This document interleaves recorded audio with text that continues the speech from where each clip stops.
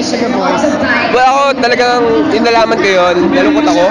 Kasi iba talaga yung tambalang cards eh. Yun yung tawag namin sa isa.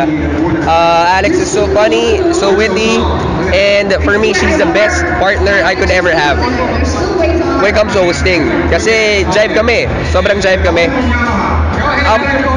Problema lang kasi ang dami na ginagawa during that time at hindi niya yata na ma-handle yung situation when it comes to the boys kids. Syempre kailangan incorporate natin schedule din ng mga coaches, schedule ni Luis, schedule ni Yeng ngayon at ng mga bata. Parang sumakto dati sa Inday Bote sa concert niya kaya sadly hindi siya nakasama. Wala. When it comes to attitude, Alex is very professional about it.